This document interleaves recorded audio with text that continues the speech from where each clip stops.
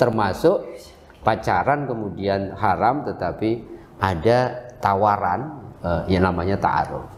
Maka ta'aruf itu kira-kira pacaran syar'i lah gitu ya. Ini hanya istilahnya yang beda, ataukah memang ketika kita menggunakan istilah ta'aruf ada konsekuensi di situ, ada batasan-batasan mana yang boleh dan mana yang tidak. Dari situlah kemudian yang dimaksud dengan ta'aruf yang membedakan dengan pacaran itu ada batasan-batasan. Misalkan tidak ada istilah dalam ta'aruf itu.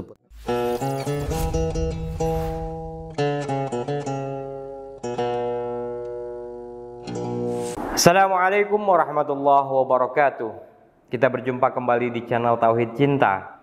Kali ini kita akan membahas mengenai fenomena yang kian hari kian marak, yaitu ta'aruf. Ya, banyak berbagai platform orang untuk bagaimana berta'aruf, mulai dari aplikasi Play Store hingga grup WhatsApp, bahkan ada sebuah akun Instagram yang bisa mempertemukan antara orang yang ingin mencari pasangan untuk berta'aruf. Jadi platform-platform itu bagaikan apa ya, semacam mak comblang yang memang mempertemukan antara satu orang dengan orang yang lain, ya kemungkinan yang berjodoh gitu, dan kemungkinan sesuai dengan kriteria yang sudah ditetapkan masing-masingnya. Nah, saya sudah ditemani oleh dua tamu spesial kita, yaitu Ustadz Mukhlisin Aziz. Beliau adalah pendiri di channel Tauhid Cinta ini dan juga dosen di Institut Ilmu Al-Quran. Dan satu tamu kita adalah seorang mahasiswi di Institut Ilmu Al-Quran, namanya Rizky. Sudah ada beberapa orang yang mencoba ta'aruf dengan beliau ini. Assalamualaikum Ustaz. Waalaikumsalam. Sehat ya Ustaz? Alhamdulillah. Rizky gimana kabar? Alhamdulillah. Saya manggilnya Rizky atau Rifki atau apa? Kiki, Rizky itu Oh, Kiki ya. Nah, ini kan kita ta'aruf itu ada orang yang mengatakan ta'aruf berbeda dong dengan pacaran gitu. Ya pacaran tuh lebih sekuler lah ya, kalau ta'aruf itu mungkin lebih islami gitu. Atau memang ini hanya perbedaan istilah Ustadz? Emang akhir-akhir ini itu Arabisasi dalam tanda petik ya, luar biasa gitu ya. Beragama itu ada beberapa kelompok yang mengatakan beragama itu semakin tinggi kalau kemudian berarab gitu. Berarab, ada label Arab, bahasa Arab gitu ya. Dulu OTW diganti BMW gitu, Bismillahirrahmanirrahim wa mursaha. Kemudian kita, waduh ulang tahun nggak boleh bid'ah gitu. Sekarang milad, milad. Kemudian banyaklah keamanan qadarullah, masya Allah, dan lain sebagainya. Termasuk pacaran kemudian haram tetapi ada tawaran yang namanya ta'aruf. Maka ta'aruf itu kira-kira pacaran syar'i lah gitu ya. Sehingga kemudian kita harus letakkan ini hanya istilahnya yang beda, ataukah memang ketika kita menggunakan istilah ta'aruf ada konsekuensi di situ, ada batasan-batasan kapan mana yang boleh dan mana yang tidak. Kesan orang kalau dengar pacaran itu berduaan, kemudian apalagi yang ketiga setan, yang ketiga jadi siapa setan. Terus kemudian dalam tanda petik ya, pergaulan bebas gitu, boleh melakukan apa saja gitu. Apalagi sekarang kan anak-anak milenial gitu, terus kemudian apa ya, godaannya luar biasa ya lewat media dan sebagainya. Sehingga kemudian ada tawaran seiring dengan fenomena hijrah di kalangan umat Islam di Indonesia. Ada istilah lah, ada slogan gitu, Indonesia tanpa pacaran gitu, berani nikah tanpa pacaran dan sebagainya. Sehingga menikah muda. Asumsi saya ta'aruf itu kira-kira gini Mas Rifki, Allah itu kan menginstal dalam diri seseorang itu bahwa suka dengan lawan jenisnya, khubus syahwat minan nisa gitu ya, bahwa memang Allah memberikan kita kayak semacam fitrah dari dalam diri kita, bahwa seorang laki-laki itu punya syahwat, punya kecintaan, kesenangan kepada pasangannya.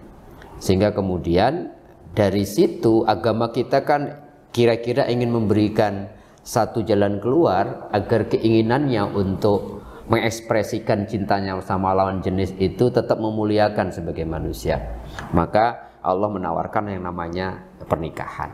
Nah, jenjang menuju pernikahan itu kan di dalam Islam boleh kemudian kita khitbah ya, kita meminang. Dalam meminang itu ternyata boleh Mas Rifki ngelihat wajahnya. Sebelum lihat wajahnya kan nggak tiba-tiba kemudian kita nikah, tiba-tiba menikahi orang yang mau sehidup semati dengan kita kok nggak kenal gitu. Maka ada tawaran yang namanya ta'aruf. Ta'aruf itu kira-kira proses mengenali calon pasangan kita yang nanti akan kita halalkan di dalam lembaga pernikahan.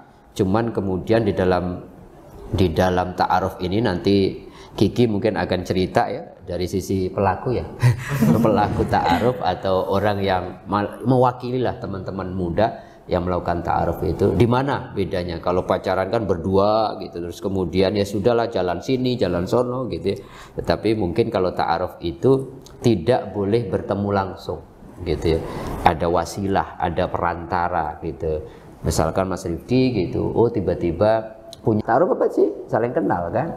Menjajaki bagaimana empat itu kan, li jamaliha walidiniha walinasabiha walidiniha, ya harus dilihat dulu dong. Bahkan boleh ngelihat mukanya gitu, walaupun sekarang pakai masker gitu, boleh dibuka gitu ya.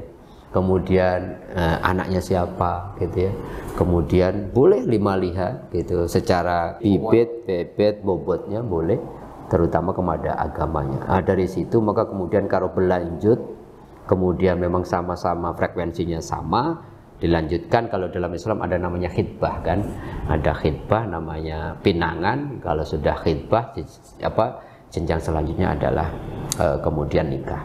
Dari situlah kemudian saya kira yang dimaksud dengan ta'aruf yang membedakan dengan pacaran itu ada batasan-batasan. Misalkan tidak ada istilah dalam ta'aruf itu bertemu berdua, selalu ada orang ketiga yang menjembatani sekaligus mengawasi, jangan sampai kemudian tapi orang ketiga itu bukan setan?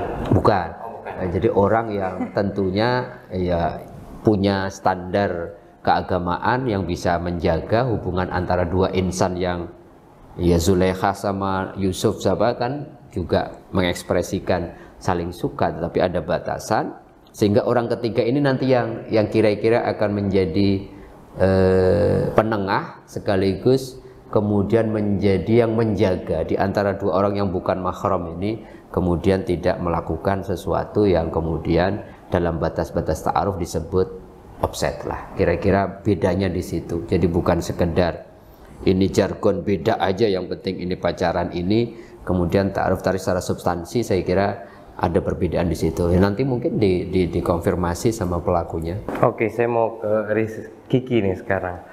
Iya, kita tahu kan banyak aplikasi-aplikasi model sejenis tadi ya, ada Tinder, ada apa segala macam, dan ada juga ta'aruf gitu. Nah, Kiki sendiri itu sudah ada yang pernah ngajak ta'aruf? Sudah ada. Udah berapa kali kalau boleh tahu? Yang mengajak untuk bertaaruf itu ada 3 orang. Tapi yang langsung minta izin ta'aruf ke rumah itu ada 2 orang. Ada 2 orang, dan itu semua Kiki tolak? Ada 1 orang yang mungkin orang tua saya udah kenal, dan sayanya juga udah kenal sama keluarga dia, tapi saya nggak tahu dia. Saya nggak tahu sama sekali sama dia, tapi saya udah kenal banget sama keluarga dia semuanya. Di suatu ketika waktu saya sedang membantu ayah saya sedang mengajar di pesantren, dia datang bersama orang tuanya. Ketika datang itu saya kira ya cuma buat survei pondok biasa. Ya ternyata ada niat lain, ya dia mengajak saya untuk bertaaruf. Menurut saya kalau orang mengajak ta'aruf itu nggak ada yang salah. Dia kepengen kenal sama kita. Ya saya nggak apa-apa ta'aruf, tapi coba tanya dulu sama orang tua saya. Soalnya saya kan di situ sedang berumur 19 tahun, yang kayak misalnya kita baru selesai mondok, selesai SMA, yang masih ambis-ambisnya mau ngelanjutin kuliah, fokus kuliahnya. Terus saya tanya sama orang tua saya, selagi niatnya baik, Allah itu selalu datangin yang tepat, nggak pernah nggak di waktu yang tepat, kata orang tua saya. Ya udah saya baik, boleh taruh gitu.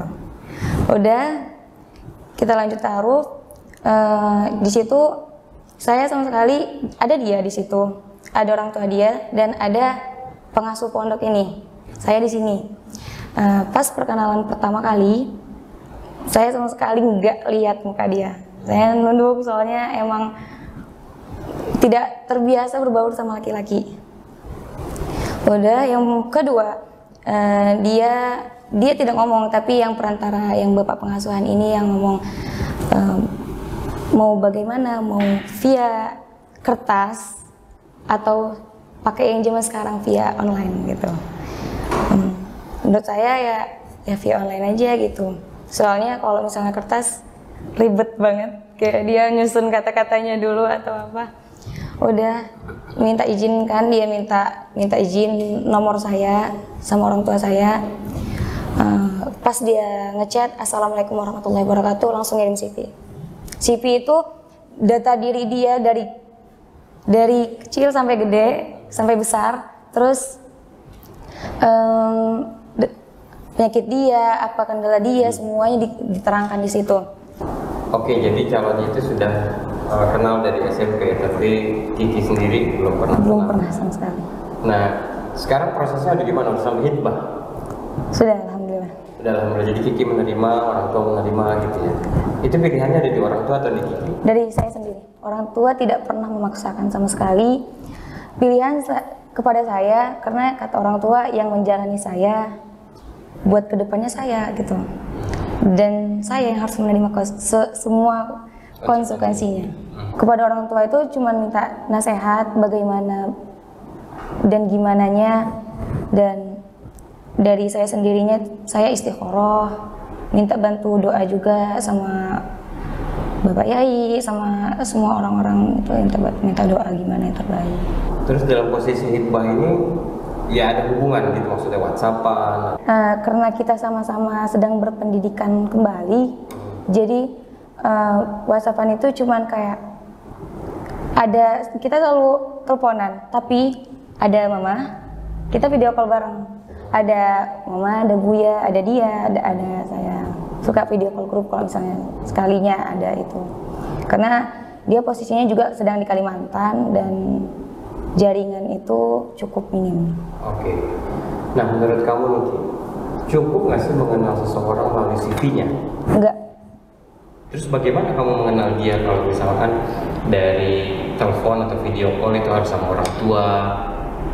Ya artinya nggak keluar tuh dirinya dia, karena gini, ya saya sudah menjalani proses pernikahan gitu ya, dan saya sudah menjalani proses ta'aruf dulu ya, atau apalah istilah yang mungkin lebih sekulernya pacaran gitu segala macam. Nah itu CV itu kita kenal melalui proses itu, pengenalan itu melalui kita menjalani hubungan itu gitu. Nah ya itu mulai keluar sedikit-sedikit lah bahwa apa namanya kekhasan atau karakteristik sifat segala macam udah mulai keluar, walaupun ya nanti pas pernikahan beda lagi, ada lagi lebih banyak lagi gitu.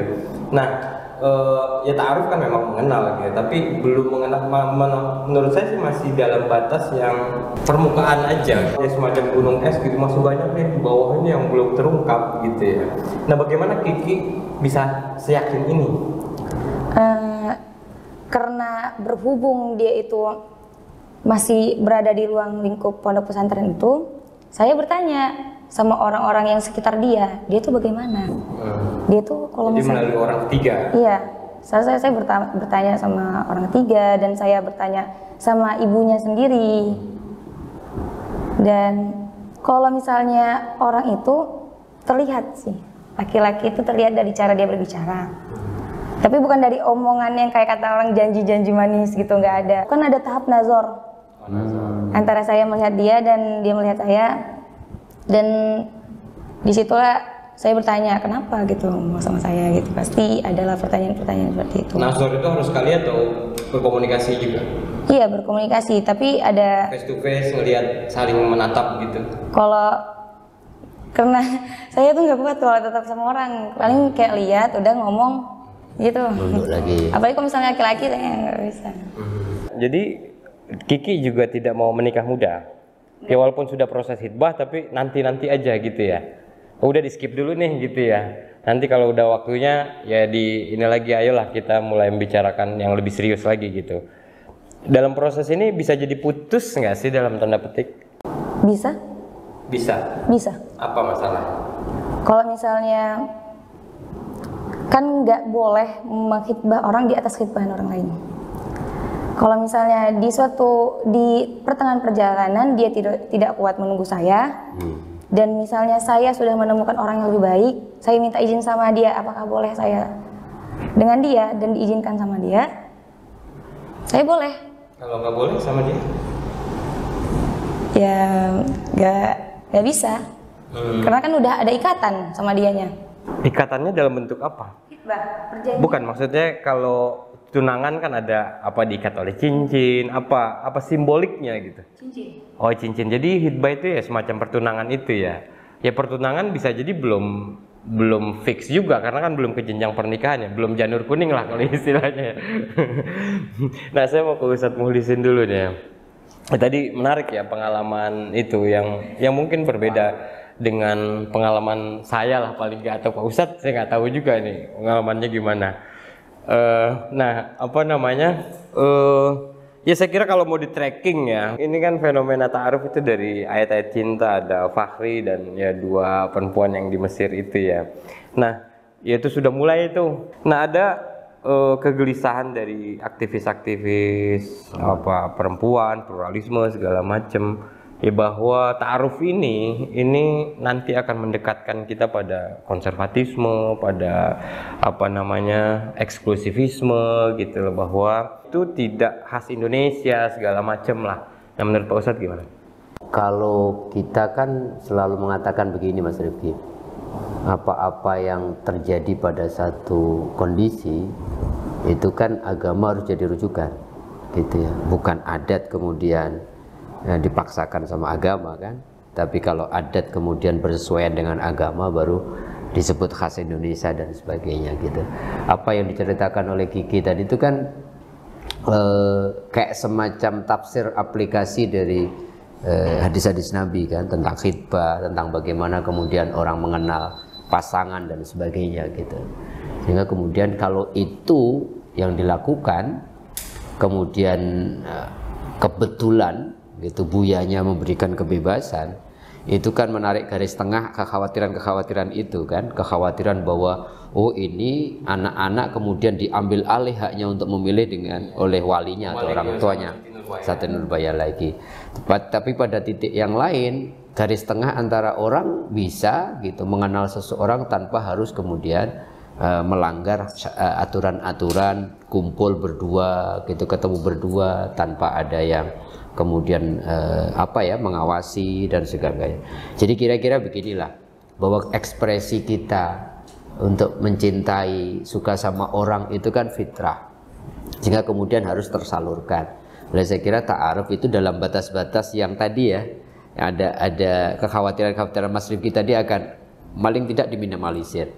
Pertama gini, dengan ta'aruf maka kemudian orang punya jalan untuk mengenal orang yang ingin dikenal gitu ya, untuk nanti di tahap selanjutnya untuk dijadikan orang yang mendampingi hidupnya baik sebagai suami atau istri. Yang kedua, dengan ta'aruf kemudian menjaga sabda Tuhan wala taqrabuz zina gitu ya, jangan mendekati zina dalam konteks apapun. Anasir yang mengarahkan orang untuk zina kan memang harus dicegah gitu. Asal yang ketiga, ini case-nya menarik ini. Ya, saya nggak tahu case-case yang lain. Case-case yang lain itu yang agak mengkhawatirkan ketika sang penengah atau wasilah ustadznya itu biasanya yang menentukan gitu.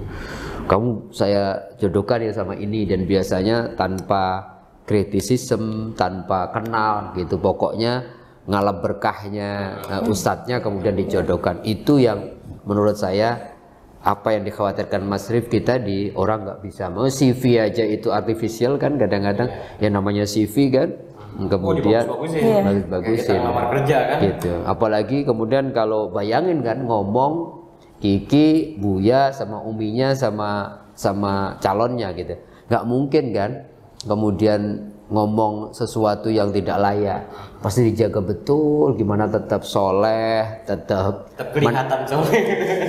kelihatan soleh, Karena kan permukaan semua itu. menantu terbaik dan sebagainya. Bayangin nanti 24 jam bareng gitu. Sehingga kemudian proses-proses ini asal kemudian diberikan ruang untuk tadi Mas Rifki sampaikan. Jadi kita mengenal orang itu kan karena apa ya? Karena kebiasaannya, karena apa? Maka tadi mencari jalan Karena keluar, intensitas ketemunya. Maka Kiki tadi cari jalan keluar untuk apa? Ya kalau kamu tahu seseorang, tanya teman dekatnya. Gitu kan, begitu kan rumus Rasulullah kan begitu ya. Almar'u ala dini khalilih. Ya, seseorang itu dalam konteks karakternya, akhlaknya tergantung siapa bestinya. Kalau bestinya tahu, saya tahu betul dia gitu, sholatnya oke gitu. Dia mah sopan mah, kalau ada maunya aja kan, bisa jadi kan bestinya begitu. Jadi ada jalan lain tanpa kita harus melanggar syariat lewat ta'aruf itu. Kemudian kita tahu persis sehingga kemudian kita yakin bahwa ini orang yang menjadi imam dan calon ayah dari anak gitu kalau seorang perempuan, atau yang akan menjadi ibu dari anak-anaknya kalau seorang suami, calon seorang laki-laki. Tapi yang menarik tadi ketika khidbah, bayangin umur 19 di khidbah baru semester 1, sementara nggak punya keinginan untuk nikah muda, paling nggak punya cita-cita lah setelah selesai gitu.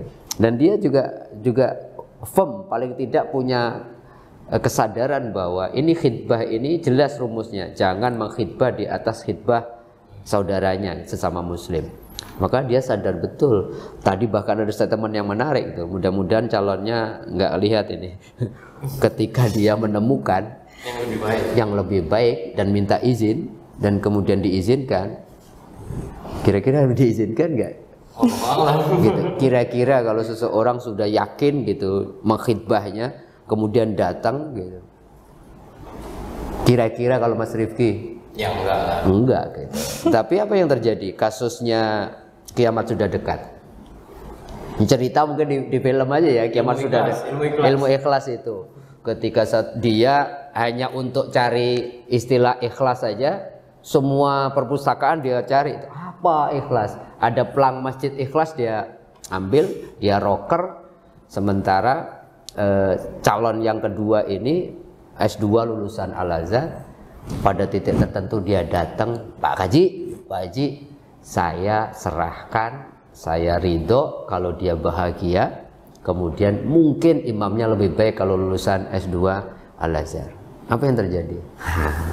Calon mantuku nih. Pada titik itu luar biasa. Artinya apa? Khidbah itu bukan pernikahan. Khidbah itu sebenarnya komitmen seorang yang beriman bahwa cincin itu cuma sekedar ekspresi. Tapi ini komitmen seorang mukmin itu kan nggak boleh salah mengkhianati, kira-kira itu loh Mas. Sehingga kemudian Kiki juga punya komitmen menjaga hatinya dengan orang yang mengkhidbahnya sampai pada titik namanya mukmin itu harus jujur. Ternyata terlalu cepat ngambil kepilihan. Tiba-tiba ada Masya Allah gitu ya, yang lebih baik gitu. Allah kirimkan ternyata doa-doanya setiap saat untuk dikirimkan seorang imam, karena mungkin ya dia fokus sama pendidikannya menjadi ahli Quran. Oh ternyata Allah pilihkan karena mengagri diri, dipilihkan juga yang lebih baik, yang luar biasa, minta izin.